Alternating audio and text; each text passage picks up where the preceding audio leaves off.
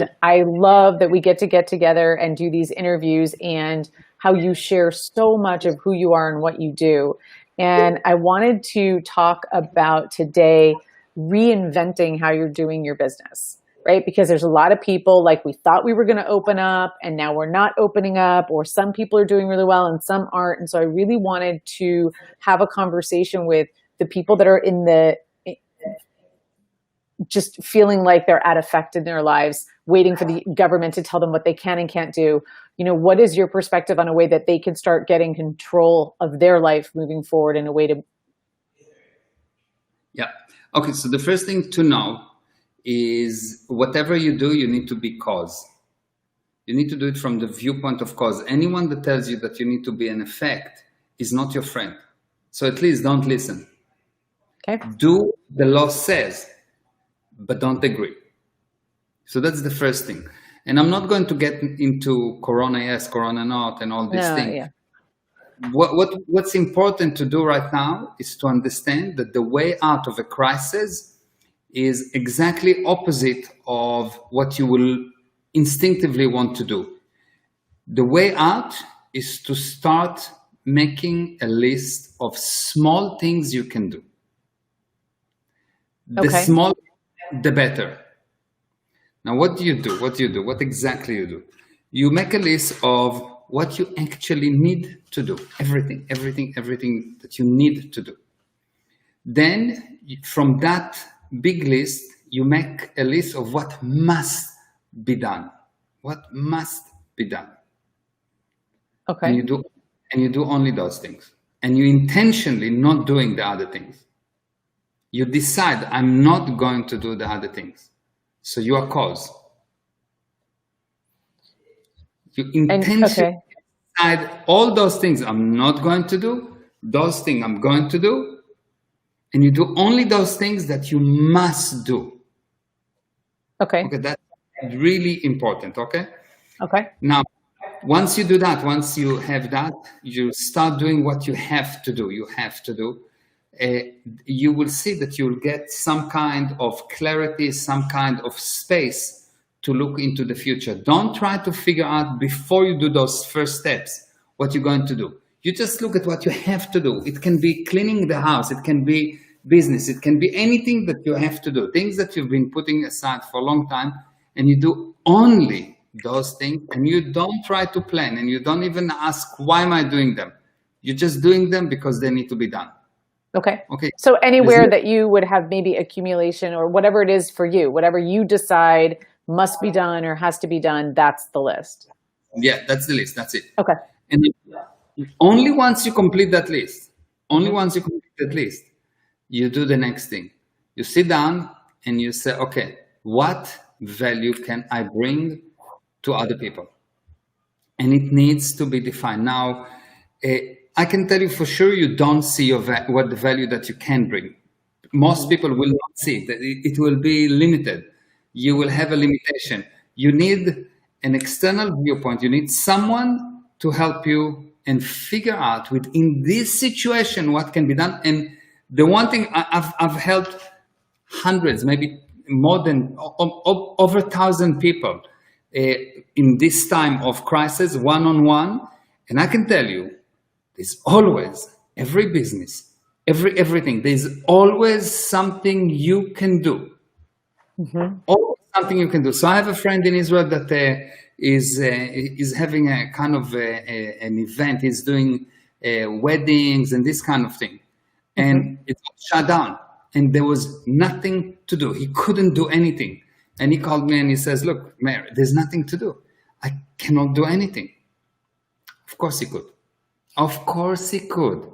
He had so much that he could do that he should have been doing for a long, long time ago. He didn't do. And we sat together for an hour and he's making now, the Corona was like, is the best thing that happened to him in his life.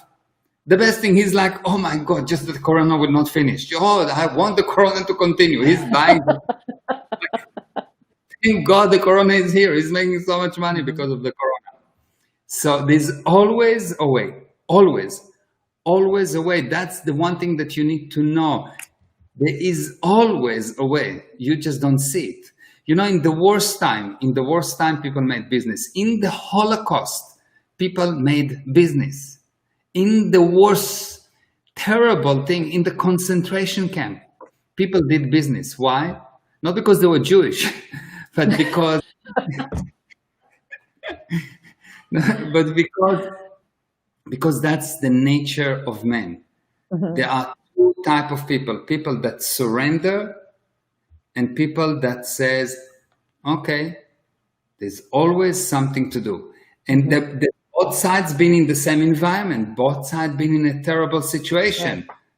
Some people will say, "Whoa, I'm going to do something out of it, and I'm going to succeed despite everything." And some people say, "I'm going to surrender." Most people, most of the time, are rather for reason to surrender. Most people, most of the time, are rather for reason to surrender. The successful people are rather for reason to succeed, for reason to fight, for reason to continue despite everything. Well, it doesn't come down to what you're looking for. If you're looking for a way out, you'll find it. If you're looking for a way through, you'll find it, right? So yeah, you'll find it. And the key is very simple. It's to know that it can be done. nice. The most valuable person in the universe is the person that can show people that something can be done about it. The most valuable person, the first person that showed that a 4-minute mile can be broken, that's it. Everyone else after that could do it. The most valuable person is the person that can show you that it can be done. And I'm telling you, it can be done. I've helped enough people to know. I never found one person, some were with business, some without business, some with money set aside, with some that a lot of money. Always there is a way to succeed if you don't give up, if you don't look for reason to surrender. There is a way to do it. That's the most important thing to know. Not how to do it, just that there is a way. If there is a way, you'll find it. The moment that you will decide there's a way, you'll find it. That's crazy because I can see just in my past, I can see when I hit a barrier and I accepted it. And then when I hit a barrier and went, wait a second, this is not going to happen. And I just got over it so fast. And it was all like, it's if you think you can and you can't, you're right. Right. So what I love too, is it's also the other part is surrounding yourself with people that believe in you, that you can do things, right? Like, so you have those people putting the good information in, because otherwise you'll rise to if everyone around you is saying you can't do it, even if you think you can, you're working against yourself, right? Yeah. So the one hand, it's better to have people around you that say that you can. But what's better than that? Is knowing you can. It's to be the engine that turns everyone around to tell them they can. If you can start to convince them that they can, you cannot not. Like if I, I love that. Imagine if I will say, there's people around me that cannot. If I will say, okay, fine, I can. No, if I take the responsibility of anyone that call me, I'm 100% going to show you how to do it. Of course I will show you, because I decided, because I already committed. So you need to commit to help them.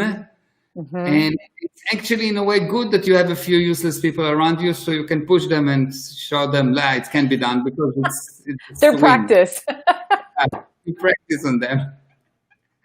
I love that. Okay, so you said first make a list of all the small things that you can do, that you need to do, and then after you get that whole list down, then pull out what are the things that you have to or must do, and then just focus on that, and anything else that's not on that, just decide you're not going to do that right now, right? Maybe later, but just now you're going to decide to let it go. You're just going to do what needs or what must or has to be done. And then after you complete that, then look at how can I bring value to others? Yeah. How can I, within the resources that I have, within the situation, what can I do? What others need? Not how, but what do they need? What do they need? Find out what people need. And then figure out what can you do?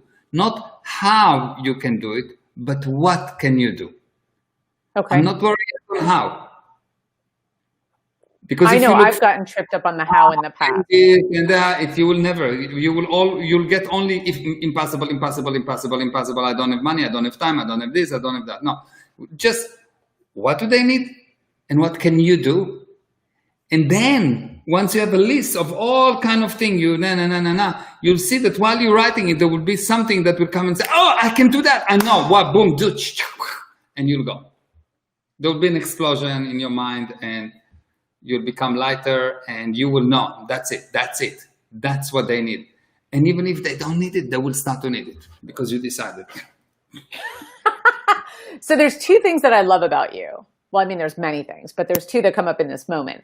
And one is that you are not serious. You are playful. You are joyful. You see everybody with love and admiration, right? Even if like they're failing, or I'll call you and I'll be like, I can't see my way out. You're very gentle and like reminding me that I can. The other thing is that you're never taking responsibility or authority or leadership over me or anyone else. You're always reminding us that we are the ones that are in control. We know, do not like put that on me because we are 100% responsible. So can you speak into both of those? Because those are huge, not being serious and then not giving our power away, because especially right now, people are scared and there's like another flux or whatever at any time. And people want to have you look to them to lead them, but then you give your power away and then you start deteriorating. Yeah. So let's start with seriousness. Okay. So the word serious have two definitions. The one is, I do something diligently, like it should be, responsibly. This is one version of the word serious. And the other definition of the word serious is when you do something, because if you don't do it, you get penalized. So you get serious. Mm-hmm. Yes, yes. If I do that, that will happen. And if I don't do that, that will happen. And if I don't do that, that will happen. So I do it. That's bad. That's really bad. Like avoiding punishment. Yeah, avoiding punishment. Yes. So how serious can you get? Dead serious. So the more serious you get, the more dead you are. Yes.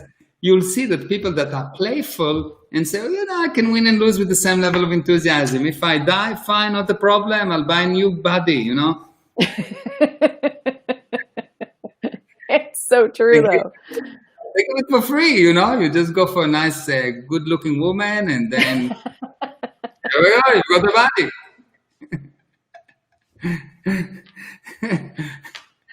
Oh, exactly my point of playfulness, right? Like anything can be.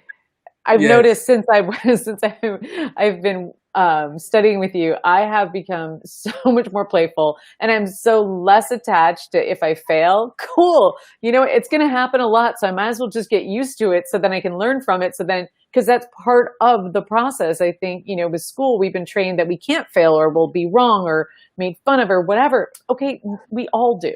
So it's like nobody came out of the womb dancing, right? So it's like we might as well just play our way there. Exactly. So number one, the first most important thing is don't do anything, because if not, you will be punished. Oh, say that again. That's a really big point. I'm going to write it down too.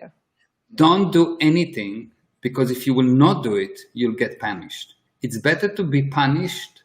It's better to lose your body, and I'm not exaggerating, and to actually be true to yourself. It's much better, because once you start to think, I'm afraid of the coronavirus, so I will not hug my mother, then why is she your mother? Why am I a human being if I cannot hug my mother? Mm-hmm. And if she will get coronavirus, good, we're all going to die. The truth is, no one died from coronavirus. Well, very little people die from coronavirus. If anything, more people die from other things. So I'm sure that my wife had coronavirus, and when the coronavirus saw me, I saw the coronavirus starting to run. Not him, because they've. Oh my gosh, we were laughing. The coronavirus is afraid of me because I'm so sure that it's nothing, just a virus. It's nothing, just a virus. Okay, and if I die, I died. Everyone died. I went to the Israeli army. I was in the war. It's much more dangerous. The chances of dying in a war much more dangerous than dying from coronavirus. I'm riding very fast motorcycle. Much more dangerous. Much more. I will not say here what speed I'm going because someone might hear it and use it against me. Yes. Exactly. I have to tell you a story. Okay. So in Clearwater one day, I was on my motorcycle and I'm standing on Drew Street. And Drew Street at 35 miles per hour or something like that. So anyway, I'm standing and I'm in the motorcycle and I'm like, really, speed. All of a sudden, blue light. Whoa. I said, whoa, that's nice. So I stopped at the side, I go out, and I said to the officer, well done. And he looked at me and said, what do you mean? I said, well done, you caught me, I was quite fast. You are not slow. So he started, but I said, but what do you think about the wheelie? He says, give me your license. I said, okay, fine, no problem. I give him my license, registration, and he says, where are you from? I said, from Israel, I'm an Israeli, I just live here. And he looks at me and said, really? I'm an Israeli too. And he started to talk to me in Hebrew. And that's it. That was kind of, he gave me a warning and everything was okay. Yeah. So, but, you didn't make him wrong. You weren't at effect of it. You were just like, hey, oh my God, good job, right? Like, well done. Yeah, like you caught me. I think about that now. Every time I see a police officer, I'm like, oh. You do your job. Good. I admire that. Yeah, that's their job. It's good. So if you are not serious, you would be immune for problems. Problems are a minus, okay? And when you are not serious, you take out, so imagine that you have plus and minus, only one plus and one minus, okay? Mm-hmm. If you give out plus, you are minus. Minus and minus reject each other. You will attract only pluses. Mm-hmm. So when you are serious, you're giving up minuses and you will attract minuses. When you are unserious, minuses cannot come to you because you reject minuses. Because you're giving out pluses. So I just want to frame pluses and minuses because a lot of people that are watching this may not know. So a plus and a minus is in the physical universe. There's two, like the smallest number is 2. Plus is like good. It's all the good things. And then the negative would be the bad things. So it'd be like good and bad, right and wrong, this and that, like both sides of the coin, right? Yeah. So if you take a magnet, you see if you take a magnet, you put it in a certain way, it will attract each other. Yes. Why? Because the plus and the minus want to go to each other. Yes. Oh, okay. Yeah. If you turn the magnet around, you'll see that they will reject each other because plus and plus reject each other and minus reject each other. Okay. Mm-hmm. Yeah. So basically, every person, you can think about a person as a bubble of pluses and minuses. When you do something good, when you give out pluses, let's say you had 4 pluses and 4 minuses. If I give 2 pluses out, I'm becoming more minusly charged. Yes. Yes. So if I have more minus charge, I'm missing pluses. So I will attract pluses. Mm-hmm. And I will reject minuses. So when you communicate out, when you do good things, when you're unserious, what happened? You cannot attract minuses. You will see that if you go to a casino and you're very happy and you don't care if you win, you lose, you just want to have fun. You're just very happy. You will not be able to lose money. But if you go to the casino and you're very serious because you need the money and you don't want to lose the money, you will lose the money. I've done it both ways. Totally. Yeah. I just said, $20 on roulette, and I won $720. And I was like, but I made a game of it. I was like, I want the lavender ones, and I want you to put them here, and I want you to put them. I don't want to put them because I want, and I made a whole game of it, and I ended up winning. Like, it was amazing. And then I was like, I'm done. Exactly. So when you unserious, things happening your way. So if you have a girlfriend and you go and there's 7,000 girls around and all looking at you and everything is okay, and then your girlfriend leaves you and with her goes all the girls. There's no one around. It's just weird. It's just weird. When you want something, you will not get it, and when you have it, and when you don't want everywhere. it, yes. Why? Because this is a serious person life. You get what you don't want, and you don't get what you want. An unserious person life is anything he wants, he gets, and if he doesn't want it, it goes away. And it's like magic. And the most successful people that I know, and I know many successful people, and I have very good friends that are really successful. And there are two types of successful people. There are unethical successful people and ethical successful people. There are those people that got money in all kind of dirty ways, and there are those people that got their money honestly. Those people that got their money honestly, they're the most unserious people in the universe. They're fun, they're light, anything, nothing can hurt them, nothing. And it's not because they have money. This is how they've been. That's why they have money. And those people that have money and they're serious, they actually don't have the money. They maybe have it in the bank account, but they don't feel rich. They feel miserable, they feel heavy. They fight all the time. They fight with their wife, they fight with the kids, they fight with the chair, they fight with the computer. They fight all the time. They always fight. They're never happy. Yes. Because they're serious. So if you want to be successful, the best thing you can do is force yourself to be unserious. Force yourself to smile. Force yourself to be crazy. Force yourself to be unserious. You will not be able not to be successful. And it's the best immune against diseases. It's the best immune against accidents. It's the best immune against anything. Really, it's the best. It's like there's nothing better. Now, when you are unserious, the one thing that you 100% know is that it's you. You're the source of everything. You come up with the idea. You cannot be unserious on someone else's idea. You come up with the ideas. You come up with the jokes. Even if you go from someone else, as far as you're concerned, it's yours. You are the source of everything that happened. And you are the source of things when you don't get someone else to be a crutch to lean on, when you are not a parrot, when you actually think for yourself.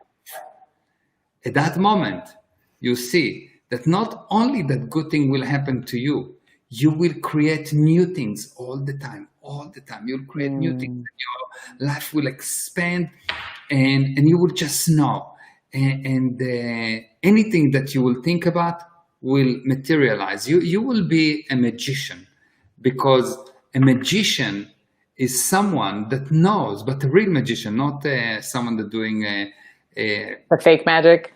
A fake magic, yes. Real magician is a person that can do something out of nothing. And the interesting thing is that all of us can bring something out of nothing. All of us, without exception. You just need to stop being serious. How serious can you be when you are stuck, when you believe that the physical universe that you create is senior to you? You become very serious. Wow. Yeah. Let me just say hi to everyone, because we have lots of people here on the chat. Awesome. Hi, so we've got the Facebook user and we've got Aaron. Hello, beauties. Hi. And Swapna. Hi. She's saying hi. Hi, and Swapna. Sophie, so long. I miss you. I'm so happy to see you. Sophie from Austin. And the Swapna say hi to you as well.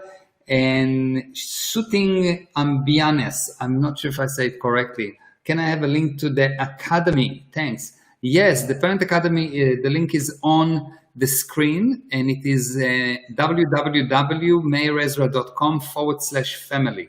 Mhm. So you can just go there, or on Instagram, you can just go to my bio. It's on my bio. Or Mhm. if you go to Meir Ezra Official on Facebook, you can find it there. And yes, hi, Avi Budara. How are you? Good to see you from Israel. My good friend Avi. He's got a Oh, daughter that a very, very extremely talented musician and singer, and he is an unbelievable musician, Avi. So wow. good to see you. Yeah. Next question. Oh my goodness, I got so wrapped up in what you were saying. I forgot I had two things that I had asked you about. I asked you about not being serious, and what was the other one? This Do you being remember? source. We spoke about both of them. Being source. Oh, yes, that's right. Being sourced. Okay, perfect. Oh my goodness. So I love that. So let's talk about this because this is something I noticed when I first started doing this. I started getting these really big wins, but then I kind of like get confronted with myself. And so I do Yeah. like, wow, this is so fun. I get super playful. I'd have these amazing wins. And then like I'd get sort of like the pendulum on the other side. So can you talk about that? Like, how can you quickly snap back? Because is that part of the process? Yeah. So the physical, when you start to get wins, basically what happened, the war, you can say, is the war between you being the boss or the physical universe being the boss. Mm-hmm. This is a war, and it's an actual war. Yes, you being the boss, meaning that love, beauty, compassion win. Yep. uh, no effort. You just say something and it happened. You being the boss mean that bad is an impossibility, because you, the spirit, are incapable of doing anything bad. You being the boss mean that you are so responsible that you are trusted with everything. And on the other hand, we've got the physical universe and everything that connected with the physical universe. And while the purpose of you as the boss is to create future, to be ethical, to create beauty, to create aesthetics, the Mm-hmm. purpose of the physical universe is to destroy. And it's very hard for us to confront because it's not our purpose. Mm-hmm. So we don't believe it that the physical universe want to destroy. The Right. physical universe, if you live it, if you take a house and you don't have people there, you will see it will fall apart, because the Mm-hmm. physical universe purpose is to destroy. And it's hard to believe that that thing has a purpose. The purpose of the physical universe is to prove to you that nothing is possible, that you are failure, that nothing is possible, that you are weak. So the more you agree with the physical universe, the worse you will get. The more you agree with the physical universe, the worse you will get. So what is the physical universe for a person? The Right. physical universe for a person is not the walls and the cars and so on. The physical universe for a person is his past. The more you agree with your past, the worse you will get. And that also is the more that you reference the past to make decisions for the future, prior The more you, causes, the same thing, right? the more you agree in any way, the more you agree with the past in any way. If you ask the past, if you deal with the past, if you think that because someone did to you something in the past, then you need to do something right now. The more you agree, Wow. the worse you will get. Mm-hmm. Best thing that you can do for yourself is delete the past, because Okay. the past, the definition of the word past, is actually the sum of all your limitations. Because you have all the abilities, and the only thing that limits you is your past. You, without your past, is a baby. Baby have all the future ahead of him. You, with your Yeah. past, is 20, 30, 40, 60, 80, 90, 100 years old person. Well, Without a past, you have no age.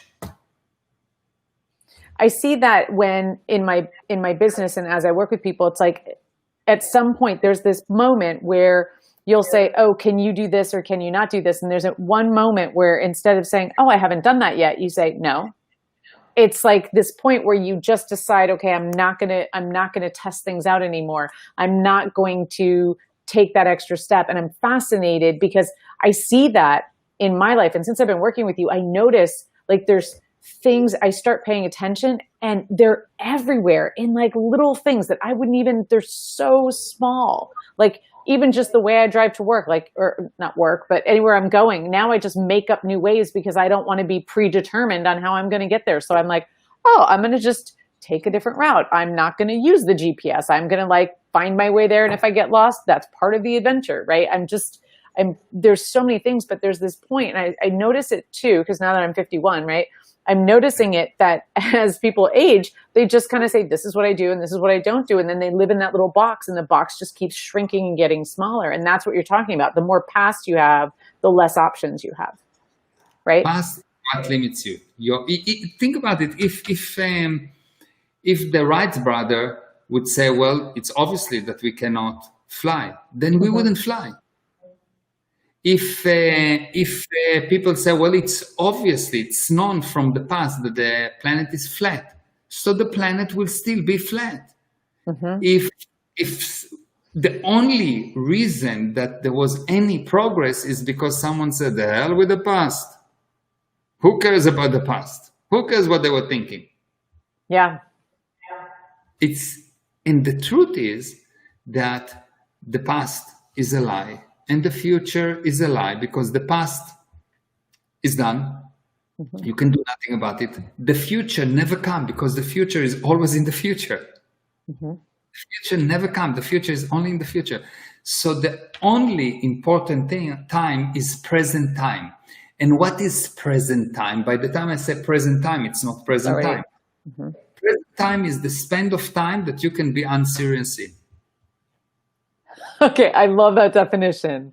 That is amazing. Because I notice I have these wins and I get so excited and then I go, oh, can I maintain it? And then I go right back out of it. And I'm like, oh, man. And I like have to focus on, okay, little validations. I'm like, oh my God, things are great. And then I'm like, wait, look at how great they are. Crap, I lost it. And I have to like start all over. And isn't that what you're talking about, right? So it's developing almost that muscle of like coming back to like not seriousness when you catch yourself. Because then what I used to do is I get serious that I got serious. Oh. It's really you have the things coming up now, the tags. Yes. People's comments coming up. That's wonderful. Yeah. It's the span of time. It's really the span of time that you are not serious at. And most people can really be unserious for not more than a second. Most people, even if they say that they're unserious, they're dead serious. Right. So as they're practicing, right, even if they just take what they've learned here, and hi, Swapna, even if they just take what they're learning here and then they practice and they start getting wins and they start doing that, there's the playfulness of like, oh, I wonder if I can go 2 minutes, make it a game. Oh, I wonder if I can go 3 minutes. Oh, wow. Oh, I went longer than I went last time. That's right. Like that. Is that what you're talking about? Exactly. So you'll see that over time, what will happen is that you will delete lies. And the more lies you will delete, what happens every time you delete a lie, every time you find a piece of truth, when you find a piece of truth is a moment when you go to before the beginning. It's a moment where you are unserious. Hey, we've got Della here. Hi. And at that moment, we all love Della. And I haven't met her yet. You haven't? Oh, you should. She's very, very, you two have to meet. You must. I will connect you. Yes, I would love that. I always love to meet new people. Very powerful, very amazing, beautiful, smart, everything. Like Della, I love Della. 100%. I'm totally love Your her. admiration is overflowing. Yeah, no, I really love her. I love, she's so, I don't know, I never met her, but the times that we spoke and what I get from her universe, perfection. Aww. Amazing person. Really, really, really unbelievable person. That's fantastic. Yes. So basically you will see that once you find truth, what's the definition of truth? Truth is the exact thing. And when is the exacting? The exacting means it has no continuation, because if something has a continuation, it's not an exact thing, because at least the time is different. Right. Yeah. At least the time is different. And of course, the space is different because everything is changing. So the truth is the exact thing. And what amazing about truth? Truth make thing to stop existing. Truth is what make the physical universe cease to exist. That's why because the it's whole, there's no minus anymore. There's no minus or plus. There's nothing. It's zero. In the physical universe, you don't admit of zero. Mm-hmm. So you will get the nothingness. The only way to end the physical universe is with truth.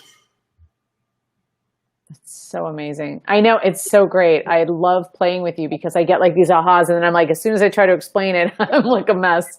But it's like, I got it. Let me just stay with it. I don't need to tell anyone about it. I can just get it and just play with it.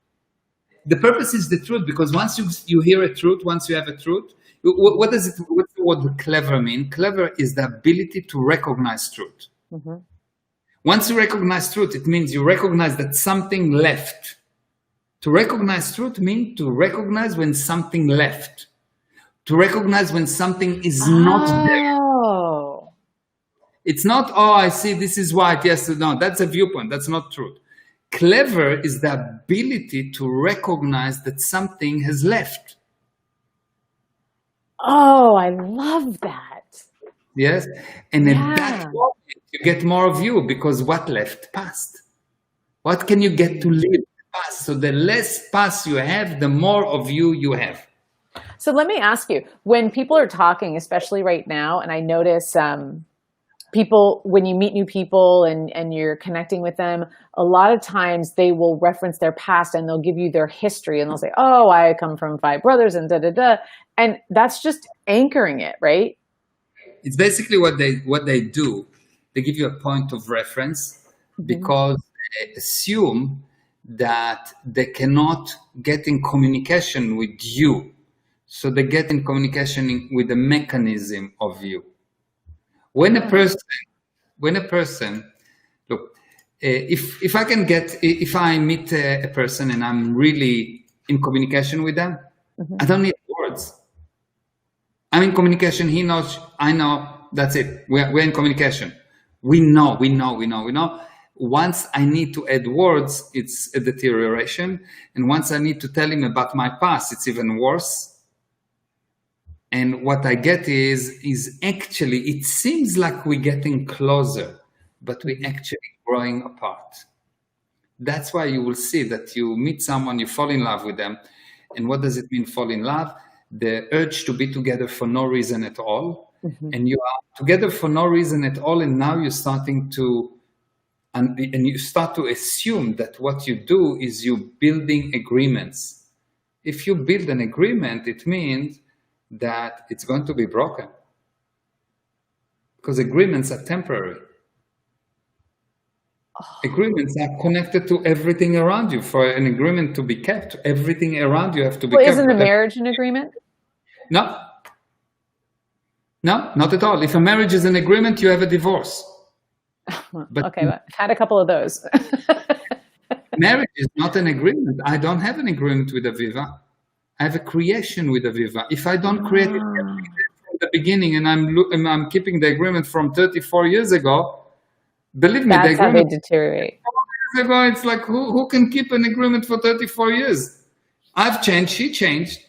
Right. We don't have the same body. I'm much stronger, much nicer, much more beautiful. And no, I'm joking. You are. I've seen your muscles. So basically, marriage is not an agreement. If it's an agreement, I'm in a cage. Yeah. If it's an agreement, I'm in a cage. Agreement means this is it, that's it, finish, I don't care, that's what happened. It's a cage. But if it's creation, now we trust each other enough to know that every day we will do the right thing. We will create more right things. Agreement you need when you don't trust the other person. I can see the difference in my with my current husband. Oh my God, he's amazing. We're constantly recreating. It's beautiful. Oh my Yeah, gosh, it's fantastic. But it wasn't anything that came that way. We really came together from let's partner and do something fun and amazing and beautiful. yeah. So you created. It was aesthetic. It was beautiful. It's creation. When a marriage is based on an agreement, Mm-hmm. people may stay together, but they will be miserable. Like the agreement is, you agree to be in jail. You know. That's I agree. I cannot run away, so I'm in jail. I'm in jail. But Wow. that's not marriage. Marriage is a creation. The problem of marriage is that you create, create, create, create. At the day of the marriage, you sign an agreement. Once you sign an agreement, you know you don't have to create anymore. No, you're just starting to create. Mm-hmm. It's like you get the So canvas and then you get to paint it. yeah, you're just starting to create. You're just starting to create, and every day have to be a totally new wow. Every time I look at Aviva, is I look at her like I never saw her before in my life. She's like, she's taking my breath away because she's new, totally new for me. I put her there again from the beginning in a totally different form. And of course I love her because I put her there. Of course I love her. I put her there. So how I will not love my creation? Wow. Okay. So what would you say is your single most important lesson that you've learned in your life or unlearned or truth that you've That nothing is important. Nothing is expand? important. Nothing is important. Because nothing is important, I can create whatever I want. There is nothing important in life. Life means change. The word life means the ability to change. For as Mm-hmm. long as you can change, you are alive. I don't know if you notice Wow. that stones are less alive than people because they cannot change much. Right. Absolutely. Yes. So life, so life is change. So the most important thing to understand in life is nothing is important. It's just a game. Nothing is important. Nothing is important. Nothing is important. It doesn't mean that you are becoming irresponsible. It doesn't mean anything. Mm-hmm. It means that nothing is important. So just go and create. Just have fun. Create. And the beautiful thing is that if you don't put all these agreements and limitation on a person, he will do only good things. But if you put police and punishment and justice action and this and this and that, everyone become afraid. And when you're afraid, you're blind. And when you're blind, you do bad things. And when you do bad things, you hide them. And when you hide them, you do more bad things. And that's it, finished. Wow. And that's the fundamental undercurrent to when you're saying don't be serious. It's like nothing's really important. I'm just playing a game. And I choose every day what to put back in my world and see it as a new unit of time. So just because Freddie was there yesterday doesn't mean that I just leave from yesterday. I come in at a new unit of time.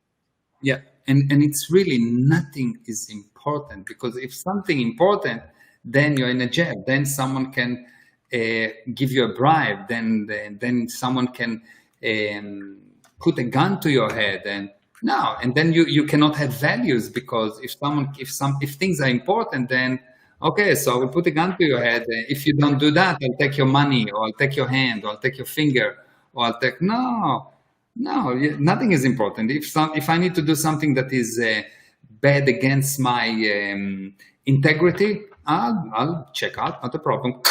Next, take a new body tomorrow. Easy. I mean, we've done it so many times. People die so many times. What's the big deal? People die all the time. What's this? Well, Look what happened when people start to be afraid of dying. The whole story of COVID is people afraid of dying. People become so stupid. They destroy a whole society because they're afraid of dying, and there's nothing to be afraid of. Never mind that it's not dangerous. You know, I've asked a few people, what does it mean, pandemic? How many people need to die before you have a pandemic? Well, what do you think? How many people? I don't know, 1 million? A million? No. The usual thing is that people die. The average time, the average number of people that die per year is about 50, 60 million people. 50, 60 million? Right now, yes, 50, 60 million people die every year. Okay? Outside of COVID? Just altogether. Okay. From COVID, 500,000 people die. It's not from COVID, but let's call it from COVID. 500,000 people die. Okay. So let's see 1 million people would die from COVID. Okay. Good. Now let's look at pandemics in history. When something called the pandemic, the last pandemic we had was the Black Plague. It killed 50 to 100 million people. How many? Between 50 and 100. No one knows exactly. 50 to 100 million people out of 1.5 billion people on the planet at that time. Okay? Okay. Now we have 8 billion people. Let's say 4 times more. Yes? Or 5 times more. We have 8 billion people on the planet, which means in comparison to 8 billion people, before we will have something like 200 to 800 million people that die, we're not actually dealing with the pandemic. It's just people die. People die. It's normal. It's actually normal. So it's just another disease. What's the problem? The problem is that I think that on this planet, there are many, many viruses, many diseases, many viruses, hundreds of thousands, if not million types of viruses and diseases. Yes?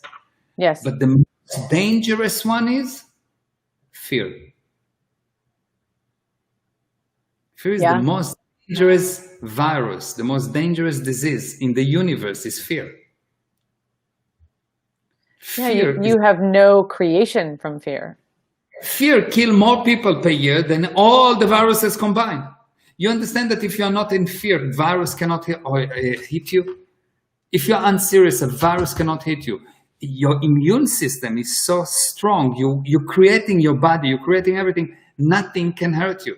You know, in the army, we had this thing that we knew that if someone got to an operation when he's afraid, he's going to die or get hit. And people that was not afraid, even if they will have a bullet with the address on it, it will never hit them.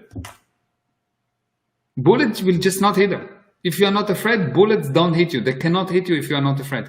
You need to first be afraid, and then you can be hit. Really? Wow. What is fear? Fear is a state of imperception. You don't perceive. Now, because you don't perceive, you cannot protect yourself. Did you notice when you're afraid, you go, whoa, or you close your eyes, or you run away? You retract in some way. You don't see, you don't hear. You don't actually, when you're afraid, you don't know what you're afraid of. You don't see, you don't perceive while you're afraid.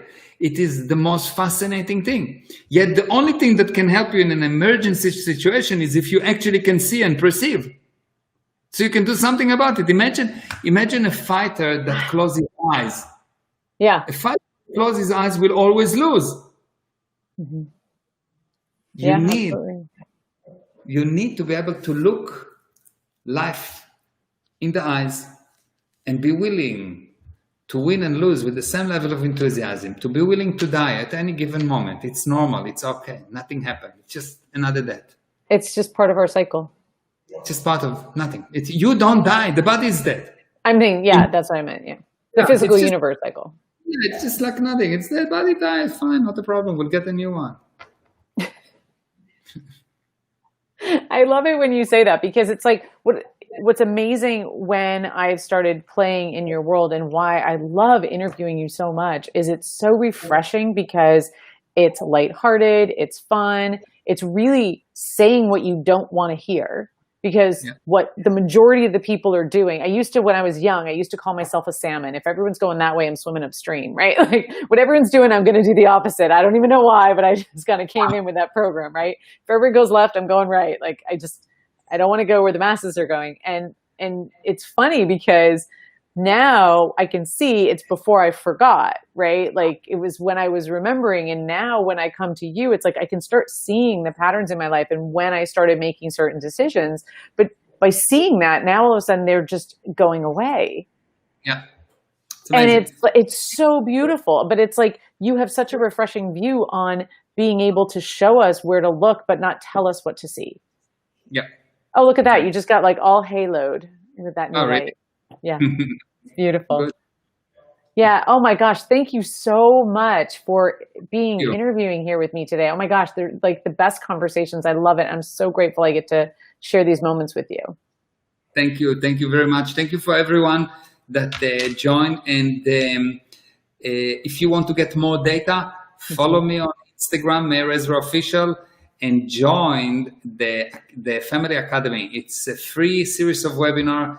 It is about family relationship creation, the spirit, the physical universe, entities, the mind, who is against who, and how do you actually make sure that you are the boss, because you are. Mhm. Thank you very much. Bye bye. Bye. Mwah.